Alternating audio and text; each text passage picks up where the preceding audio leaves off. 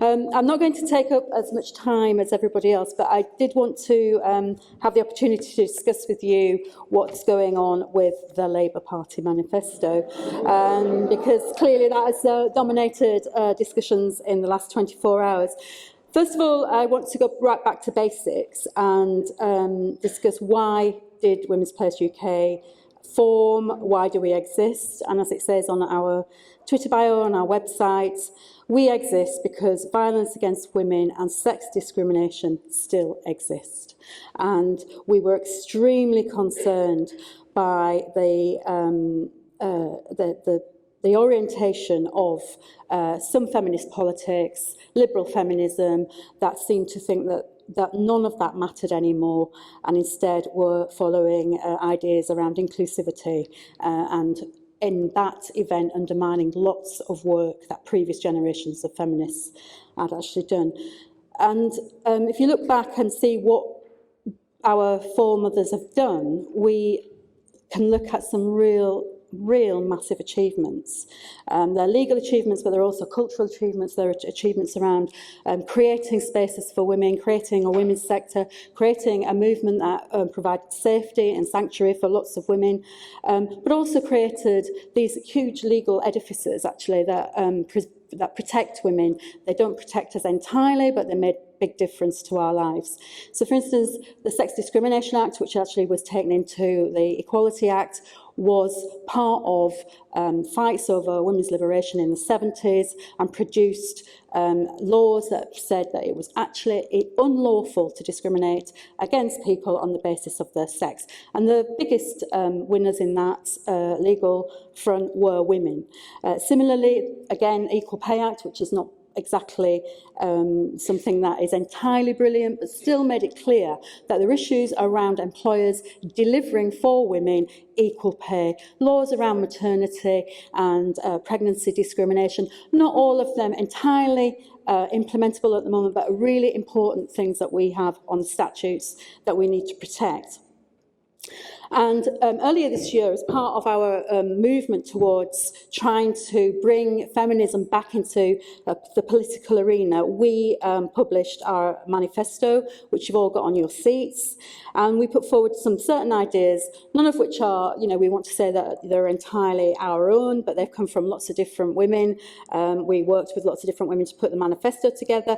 And we've said that we will measure, knowing that there will be a general election coming, that we will measure the political parties against these demands that we put in the manifesto. So we looked at the economic status of women. We wanted to see what parties were saying about ending violence against women, what they were saying about sex trafficking and prostitution, what they were saying about improved access to healthcare for women, access to safe and legal abortion, what they're saying about education and training, how would they strengthen the Equality Act, which we'll come on to, and how would they increase the representation and participation of women in public life, including in political life.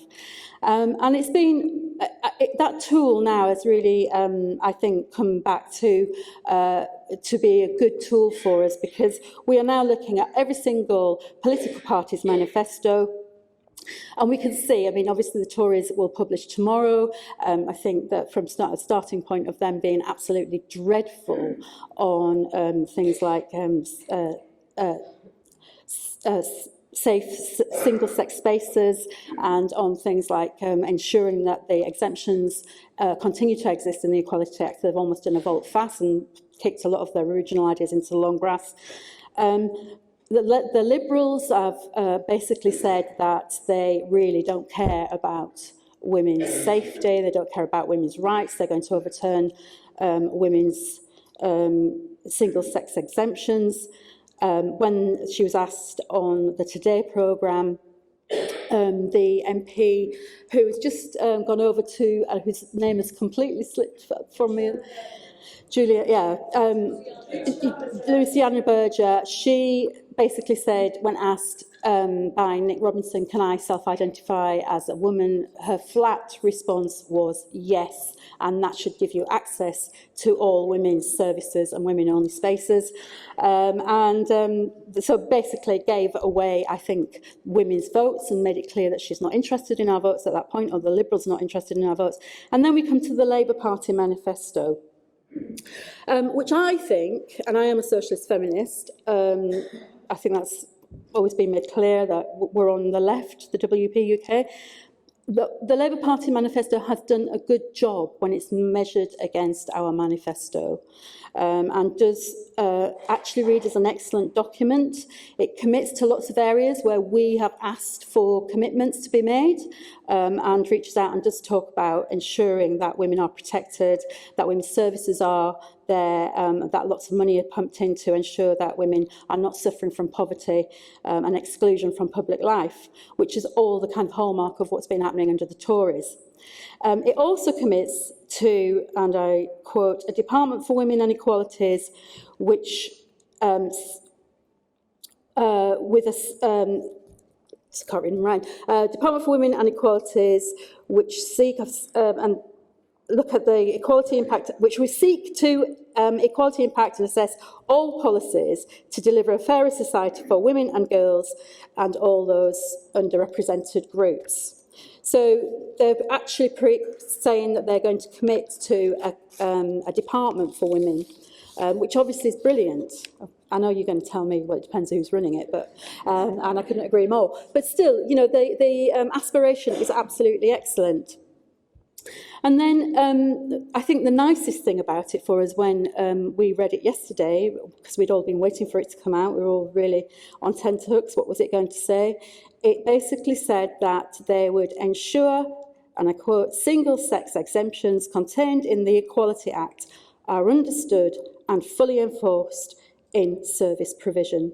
So all the things that Karen's been talking about earlier, about there needing to be the right for provision for single-sex services to women, any women who've experienced sexual violence or male violence, that being perfectly lawful, and for the Labour Party to commit to saying, yes, we understand that, and we also want to make that more widely understood. That's excellent. And that we also feel that it's an understanding that any changes to the GRA, which they've committed to, would require further consultation. There were tens of thousands of responses, mainly from women, to the government recent consultation on changes to the GRA. And that is, I think, an attempt by them to say that they were listening and that they were hearing what women had to say. And an understanding that they, in trying to bring about change for women's services, that they must not step on the rights of others. They're also committed to single-sex wards. So you'd think that, given that commitment and the trouble and strife that's gone on to get to that point, and the organising that women have had to do, and the case that we've had to put forward in meetings like this, right across the country, that they would actually understand what they've done and appreciate that they are now nailing their colours to the mast, and that they will continue to push this agenda forward. But as you're all aware, in the last day, or in the last few hours, in the last day, we have had contradiction to that policy and briefings from senior sources inside the Labour Party who are saying that they did not mean what the manifesto says. And in flat contradiction to what is written down in black and white as the party manifesto, they are now saying that no spaces, this is from Dawn Butler, no spaces will be able to discriminate against trans women. Now, it's really interesting to me because obviously if you can have exemptions that prevent males from accessing certain spaces, that does actually extend to someone who self-identifies as a woman, that anybody who identifies as a woman does not have the right to access spaces which might be, for instance, for very vulnerable women who are escaping abuse and violent male violence, but it might also be if you are somebody who is accessing sports facilities, high street changing rooms, that you do have a legal right to privacy and dignity. To say that you will not allow that in a flat single tweet whilst you are the shadow equalities and women's minister is absolutely mind-boggling. So what we need to do is say that the manifesto is absolutely clear, that the democracy that delivered that manifesto, which was through a number of internal party structures, has got to be a trustworthy mechanism that we can all have confidence in, and if a party says something one day and then removes that promise the next day, then how are we able to trust them on anything, is the point. So it undermines everything they've said about women if they remove what they've just said. And we have got to insist that they do commit to the consultation process that they've said that they will do. So how are we here? I think that we've got a strong organisational base to go from going forward. We've got the manifesto. It says that they are committed to the exemptions. That is written in black and white. That is the manifesto. If we've got party spokespeople, including shadow ministers for equalities, who cannot defend the manifesto and cannot defend women, then they should consider their position.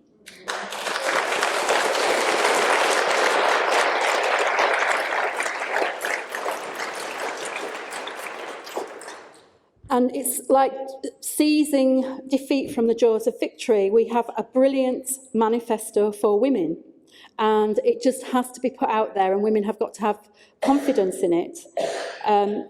If we have a Labour government, which I do hope we get, then this issue is going to be at the forefront of what Labour women want. And already there is a Labour Women's Declaration that has 3,000 signatures. So the idea that the party can somehow spin its way out of this discussion and not get into the battle with women over women's rights is a fallacy. There is no way, I think, that of all the women that I've met in these meetings, of all the brave women who've spoke at these meetings, that they will just go away and let this happen. So I think that...